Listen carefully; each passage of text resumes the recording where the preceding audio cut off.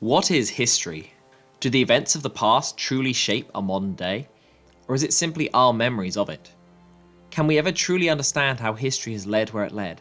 How events unfold and are shaped by their context and history? Well, I'm in no way qualified to answer these questions, so today I'm just going to talk about how the Civilization games think about history and how that's kinda whack.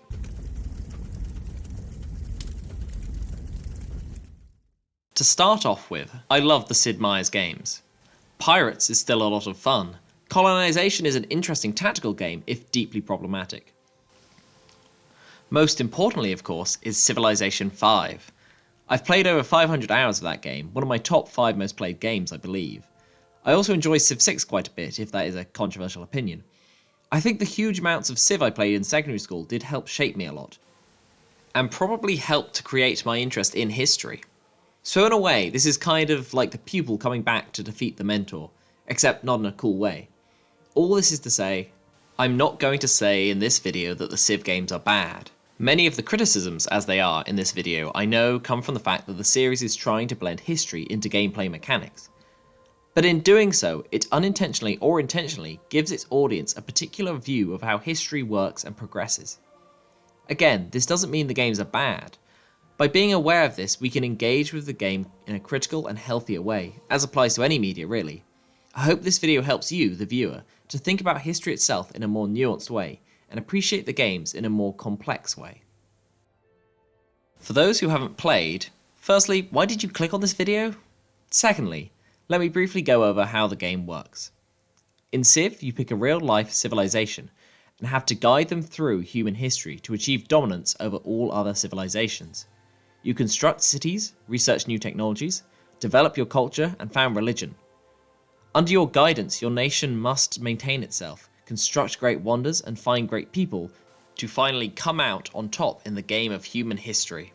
In this video, I'm going to discuss each of these areas in turn, and how they contribute to the picture of history Civ is constructing. I will focus on Civ 5 throughout the video, but I will end by pointing out some of the key changes as I see them in Civ 6, and how that changes things. Finally, I want to mention another game, Humankind, that I think will take many of these ideas and do something interesting with them. But first, let's go over some of the key ideas we're working with here. Jared Diamond's 1997 book, Guns, Germs and Steel, is a key part of the framework this video will be drawing from. As such, it is important that you understand this text.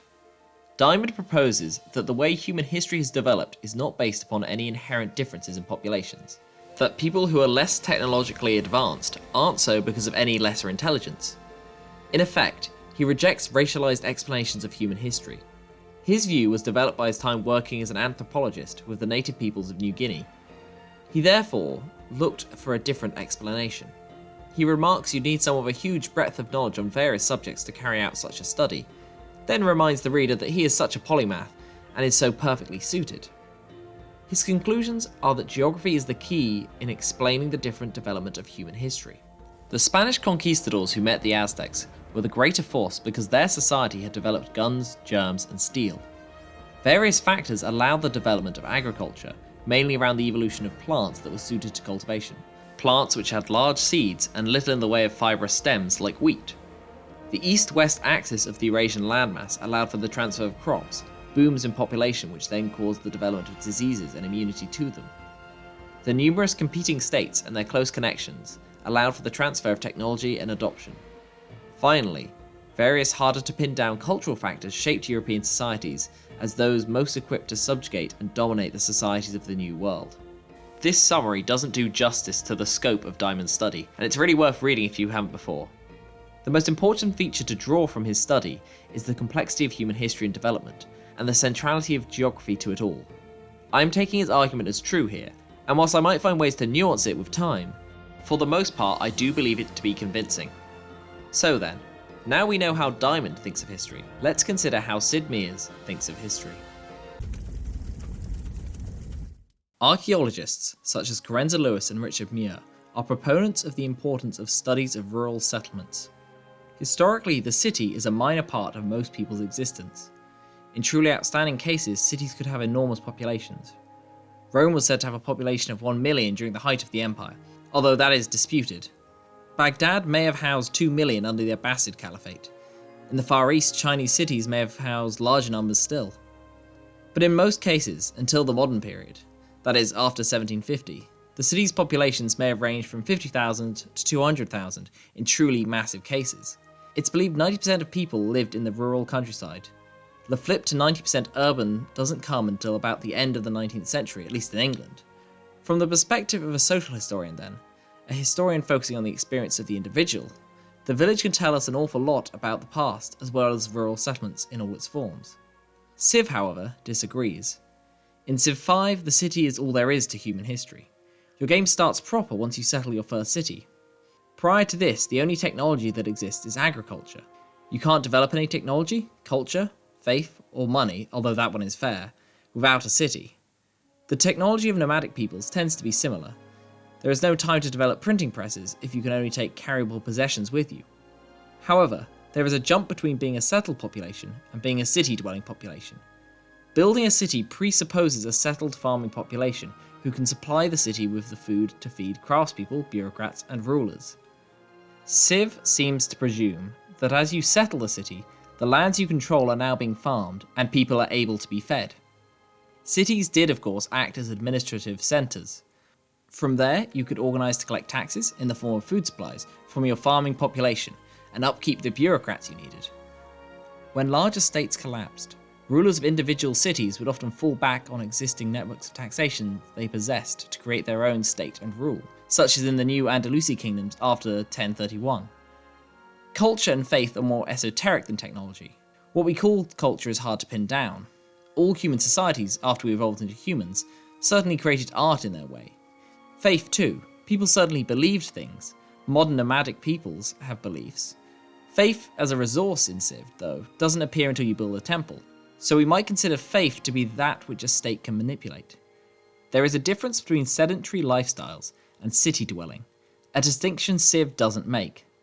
But there are strengths to how the city placement works. A key idea within settlement studies is identifying what factors influence people to settle particular locations. Civ is a practical example of these ideas. When founding a city, you have to carefully consider the area that a city is able to effectively exploit. As well as considering the availability of luxury, bonus, and strategic resources, you should also consider the terrain. Rivers let you construct extra buildings, as do mountains, which some wonders also require to build. Hill and mountains can both act as barriers to potential invaders, whilst rivers weaken attackers. All these considerations about the ability of a city to survive and thrive in a particular location do give Civ a practical applicability, in considering why a settlement is placed in a particular location. But its scope is always of the grand, not the average person in history. To Civ, the city is where history moves forward, and while this isn't a baseless idea, it does indicate the game's propensity for focusing on the grand narratives within history and not the smaller stories. The only way is up. For civilization, that is how technology changes. Technology moves in one direction. You develop it, and then it will always be available for you to use. Writing will always be used, your people's roads will be forever used. This is obviously ahistorical. For all kinds of reasons, knowledge can be lost. After the fall of the Western Roman Empire, roads were hardly maintained, and lots of civic infrastructure was lost. Though aqueducts were obviously still of use, many people seemed unable to build them anymore, and cases of them being built post 500-ish in the West are quite rare. Various peoples developed writing only to discard it at times, according to Diamond. At times, technologies would be invented but not applied in a certain way due to other limitations. For instance, Native American peoples did develop the wheel, but they were used for toys, not haulage, because there were no domesticated draft animals. Obviously, the simplification of technology, that is, it is developed and instantly useful, makes sense for gameplay. I can hardly begrudge that. It may be more interesting if technology was researched a little blind.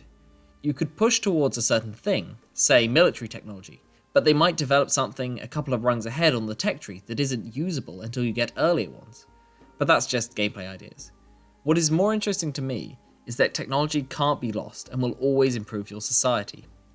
There is a 19th century English historical tradition called Whiggish history. For those who haven't done a history degree, I will explain what this is. The name Whig comes from the English political party, the Whig Party, and it describes an attitude to history that believes everything is part of positive progress, which leads to now, which is the greatest time in history.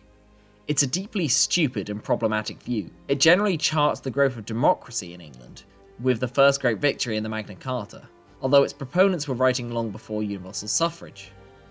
It's also soaked in British imperialism and exceptionalism. Britain is the most democratic nation, as history shows, and anything we do wrong is fine because the future it makes will be better. Try telling that to the subjects of the Empire. I have a lot to say about the Whiggish historians. You could do essays on why they were the worst, particularly Lord Acton. I digress. Civ falls into this mindset with its presentation of technology. It is linear, forward-moving progress. Nothing can be lost. There are no bad technologies. Even as you construct your factories, you cannot cause the planet to melt. There is no harm to your citizens as you increase mechanization. Dropping a nuke causes no moral quandaries. Technologies never, that I can see anyway, have a trade-off, harm in any way to your civilization. Although we might sometimes deride them, the Luddites had a legitimate point of view in halting automation, but to Civ they are ignored, as technology and progress marches onwards, only improving things. I would like to emphasize here that I am talking purely in terms of Civ 5. I will get into differences in other installments in the series later. The suggestion of technology is purely good, and the Whiggish approach the game takes is the idea I want to problematize. The technologies a society can develop is dependent on its geography, but so is its culture. Culture in Civ is somewhat vague, but it generally seems to be works of art of all type that make your society cultured and allows them to develop intellectual cultures such as mercantilism and rationalism. There isn't too much to be said about this. In real life there is an interplay of art and technology and societal values, it's true. I want to talk more about the fixed cultures of your civilizations in Civ. All Civs have some kind of bonus to them, an inherent trait to their culture and society that benefits them. With this comes starting biases, which can be turned off. For example, the English who have a naval tradition and improved ships will usually spawn on the coast. The Moroccans who can uniquely utilise the desert terrain usually spawn by it. This shows an understanding of the connection between culture and geography. The English wouldn't be great shipbuilders if they weren't an island nation, so they must be by the sea in Civ. But as I said, island nation. There is more to what has shaped England's specific national culture than a single fact, having some coast. This simplification also causes the causation to be wrong. The English weren't shipbuilders who therefore inhabited an island. There were, and maybe are, no such thing as the English. Being English, or any national identity, is a process of becoming that is caused by the context, in part geographic, of those people. Perhaps the English also developed their propensity for colonialism, since they have two smaller neighbours who were easy to fight on their island, as well as the Irish a short boat trip away. The Spanish attribute their conquest of the New World to the idea of frontiersmanship. The Spanish became through the reconquest of the Iberian Peninsula from the Arab rulers of Al-Andalus. They fought along a frontier, and when that was gone in 1492, they were ready to conquer the frontier of the New World. The English and Spanish were not either of those things until they experienced their geography and interacted with those around them. National identities certainly weren't codified until the 1800s, when nationalism appeared for the first time. But that's not a matter really to be explored here. It's suffice to say, the culture of a nation isn't inherent, it is made. Civ chooses to be the other way around. A more interesting and accurate perhaps way of doing this as a gameplay mechanic would be to give you traits based on how your civilization develops. If you build lots of ships, then you become better at shipbuilding, and that idea builds into your culture. If you spend a long time at war with someone, then hostility becomes ingrained as an idea, and you will always have worse standing with one another diplomatically, because of the prejudice you have built up. That is just a rough idea, of course. Still, it is important to consider how the civs in Civ are presented. Civ suggests that nations have an inherent or natural character to them, when it couldn't be further from the truth. National characteristics only become when a peoples interact with the environment around them, and even then they are always open to change, as national histories reshape with what people think of their past. Maybe the people in Britain don't believe the British Empire was a bad thing, because our national histories often make out our empire as being more benign than it really was. Even now, our culture changes as we interact with the legacies of past actions. Coming to a different kind of belief than national belief, religion. I don't have much to say on this one, it's kind of a repeat. Religions in Civ are top-down things. Like culture, you as the player decide what a religion will be, what all of its beliefs are. To some degree, that is accurate. Catholicism is the piece of Christian belief that some bishops decided was correct. While the beliefs may have originally appeared organically, the codified religion was enforced from above. My understanding of religions doesn't extend much to Eastern religions or those of native people, so I can't talk to that. But the fact that religions in Civ all operate the same does indicate my point here, that it sees religions as the same, even if your beliefs are different. For instance, picking the tithe belief means you are collecting a church tax from your believers in effect, and yet that can't cause a backlash. If you accurately recreate the Catholic Church, there won't suddenly be a schism when printing presses are invented. People's beliefs change easily. Send in a prophet to a city and you can convert everyone. There is no resistance because there is no real belief in your citizens. The symbol you choose for your religion is just an aesthetic. Religious symbols tend to mean something, to symbolize something about that group's beliefs. But in Civ they have no meaning. Civ 5 didn't have religions in it at launch. They only came along with the Gods and Kings expansion, so maybe that explains why religion wasn't baked into how the game world operates.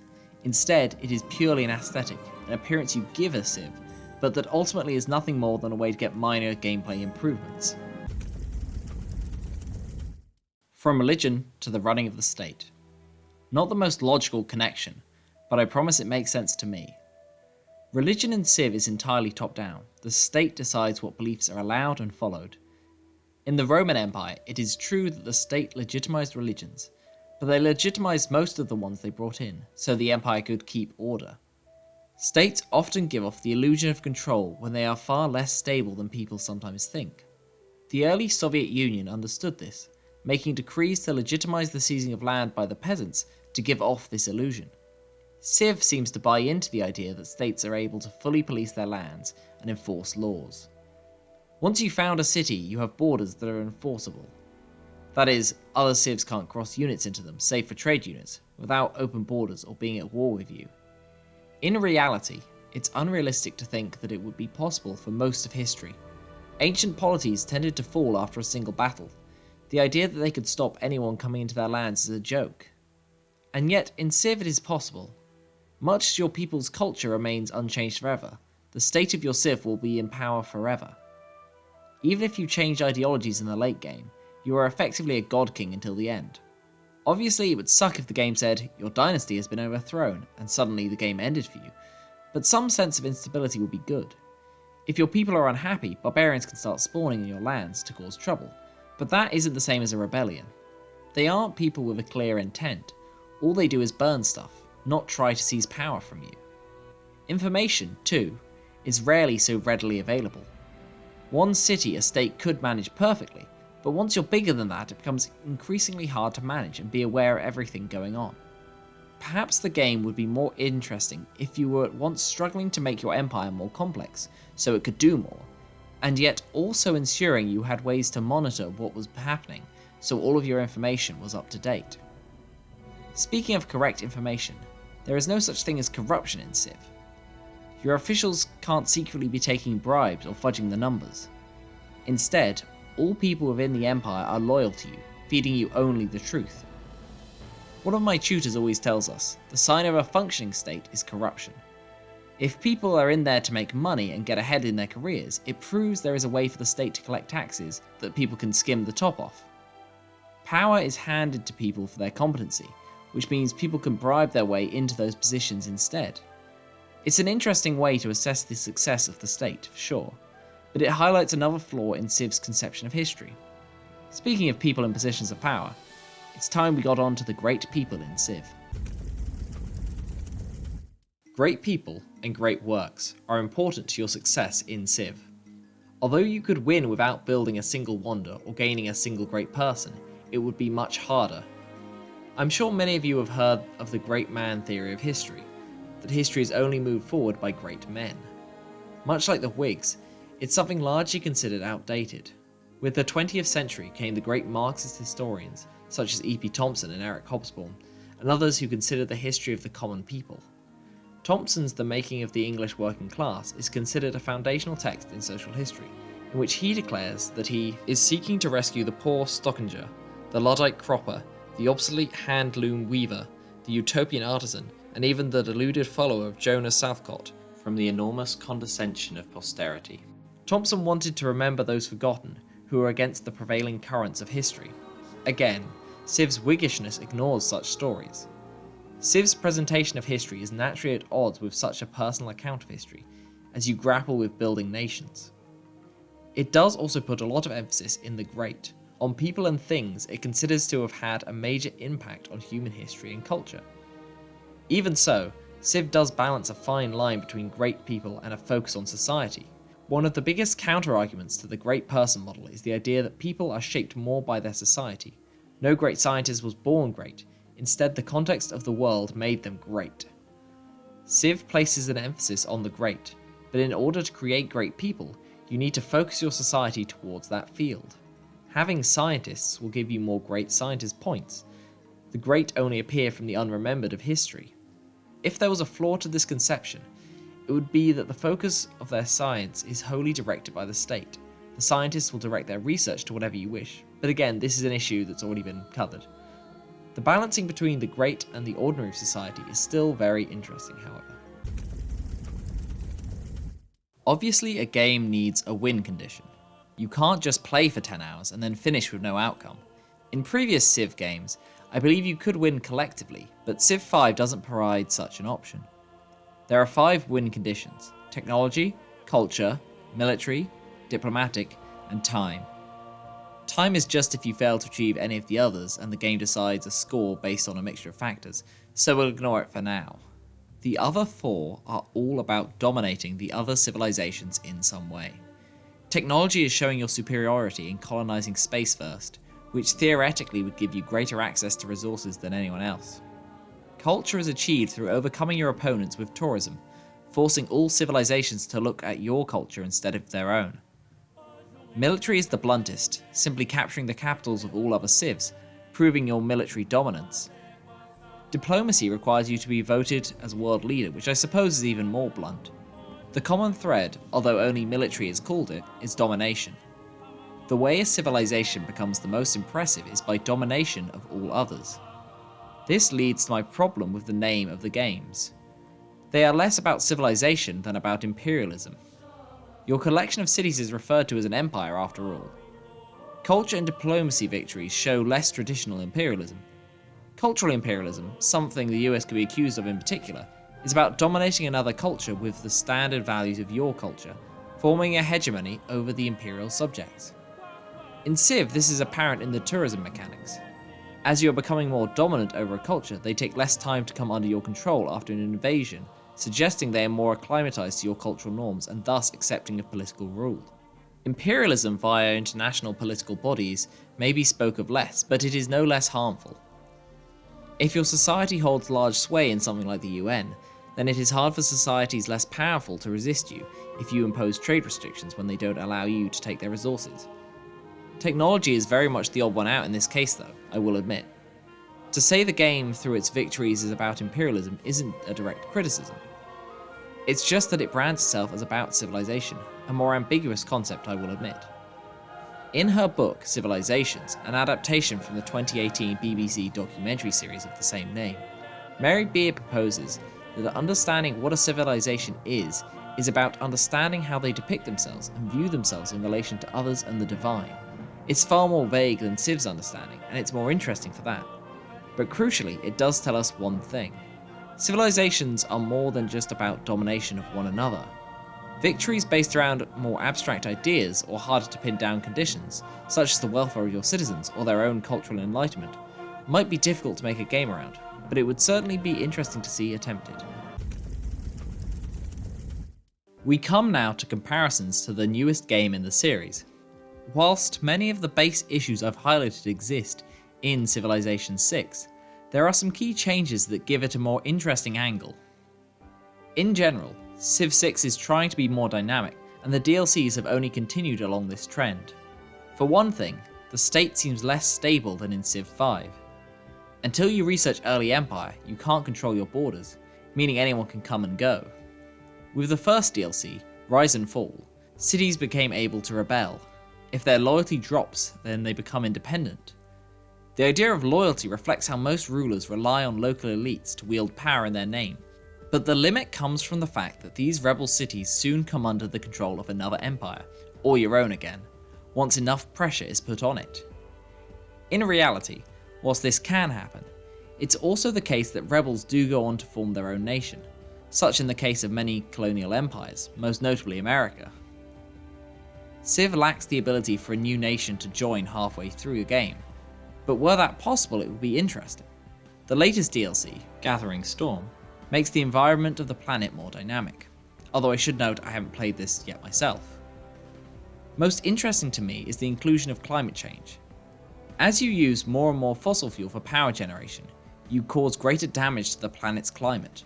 Of course, this only happens when you've started on industrial technology, which does give a two-sidedness to technology. Not everything you create will be good. Whilst I do believe these changes are good and interesting, their limits still exist. Civ 6 doesn't deviate so much from Civ that there are changes that change how the whole game functions, such as allowing new civs to appear. But there are other games seeking to do similar things. Coming out later in 2020, there is a new game called Humankind. If you look it up on Steam, you'd be forgiven for thinking that you were looking at a Civ screenshot. I don't have too much to say on it, I've not played it yet, but from what I've read, it's a game where your civilization changes over time. Rather than being locked into a single culture at the start, you change as the eras go on, starting with the first River Valley civilizations up to modern cultures. Cities are able to keep expanding and sprawling, much like modern cities do now. Most intriguing to me, I think, is the victory conditions. Rather than simple endpoints like Civ, the game compares all the deeds and decisions you've made as a civilization with the others, and the civilization with the most complex or interesting history, I guess, wins? Again, I haven't played it yet. But it is very intriguing to me, and I'm very much looking forward to seeing how a similar game handles the same issues as Civ. Maybe this will be a better way to handle it, maybe not. Time will tell. Perhaps I will report back once I've sunk 500 hours into that. To conclude, I hope this video has helped you to understand some interesting historical concepts. Civ does certainly grapple with ideas of how geography shapes history and the domination of societies, but it is messy with its idea of causality. Its approach to technology is rather Whiggish, and its focus on the city is consistent with its overall approach to the great and important within history. To reiterate though, none of this is to say that Civ is inherently bad, or trying to misrepresent history. In fact, as I was writing this section of the script, I was getting clips and I watched the intro cinematic for Civ 5, and they do have lofty ideas, talking about the dangers new technologies bring. There is much I could say on those cinematics, I realise, but they aren't relevant to the analysis of the game. Unlike Subnautica, as I explained in my last video, there is a strong ludonarrative dissonance here. Those cinematics talk a big talk, but don't relate to the material of the game. Returning to the matter at hand then. I'm not going to stop playing the Civ games because they are still good games in spite of the criticisms I can make. Like I said at the start, I want to engage healthily with media, not throw the baby out with the bathwater. Plus, there are clear positives to Civ. Like I said earlier, it's an interesting tool to consider settlement placement in real life. Plus, while it gets the causation wrong, it does still have the capacity to show people how material conditions affected the growth of societies in history. It's not uncommon in Civ to hear complaints when someone is in a low production area, because they understand that their environment will affect their people. The biggest fault then is when the game crosses over into grander statements about history, and when it complicates things with real civilizations. So, as an ending statement, good game, but maybe read a book if you want to learn about history. Thank you everyone who's watched this far for watching my second ever video essay. Hit comment, hit like and subscribe and leave a comment and all those YouTube things that you're contractually obliged to say, I think. But yeah, it's time for a little ramble at the end if you don't want to watch that bit. just leave now. It's probably easier. It's going to be very rambly again. Yeah, on that note, thanks to everyone who watched my previous video and is watching this one as well. That's very lovely of you. It was very... Yeah, it was quite humbling to see people did enjoy it in numbers large. I was like, oh, if I get like 100 views, that'd be nice. And I got more than that, and I was like, oh, that's pretty cool. That's my comments on being a YouTube celebrity now. See me on the trending page very soon, I expect. Yeah, a reflection on this video. So, yeah, it originally, the idea of this started in my first year at uni when we did a module called Representing the Past, which was all about looking at sort of how history is represented in films and TV and media in general. And for our second essay, they were like, oh, you can just do it on whatever you'd like. And I was like, oh, I could do it on video games. And then I was like, oh, I'm going to be a loser and do it on Hamilton instead, which I still stand by that being the points I made in that essay. But yeah, so I had ideas about Civ and the way it thinks about history, and then I was like, oh, I can think more about that. I've definitely changed a lot in my thinking on it. I think there's something that I didn't mention in the video at all, but that, because it doesn't really fit, but I think there's some interesting stuff to talk about in terms of the way Civ and how it talks of history has changed over the years and how that reflects our, changes wider political landscapes. Like, in older Civ games, nuclear war was more of a devastating thing. Like, it had longer term, it could destroy the planet in long terms. Like, it degraded the environment, apparently. And that comes out of, the earlier games of people who were born closer to and lived through more of the nuclear fears of the Cold War that really went up until, the 90s. Whereas the latest Civ 6 adds in climate change as being a major issue because it's a very prevalent concern within our modern zeitgeist and all those words. So I think that's something interesting there of how we can read Civ as being how we as a society potentially, maybe not that brave, but how popular discourses think of the past and what they think is important to represent in our understanding of it. If that made any sense. Yeah, there's a few points where I'm like, I felt it was a bit rambly and nonsense. But then I do that in every essay I write. The uni and they were like, oh, well done, it's a good essay. And I'm like, wow, that was a surprise. So, on from my own imposter syndrome, onto, yeah, I'm thinking I would maybe do something in light of the current coronavirus outbreak, which I'm sure anyone watching this will be enjoying that, or remember it well, actually, because that'll be the past at some point. One day the history of this will be written. So I might do something like related to plagues or something. I don't know what it doesn't really relate to games. Maybe I'll go play a Plague Tale and then be like, cool game, because that's what everyone else said, so I assume that's what I'd say. Yeah, so I might do something plague related, or I was thinking there's some stuff I want to talk about in terms of the game Banished, because I really like that game, and I have things I can think to say about it, but I'd have to spend some time thinking about them more. Either way, I've got some ideas. Hopefully I'll have another video at some point when I have the time, which is, I have all the time now because of the whole plague thing, as aforementioned. I'm just going to stop now, I'm just talking too long. So yeah, thank you for enjoying the video, thank you for listening to this ramble if you did.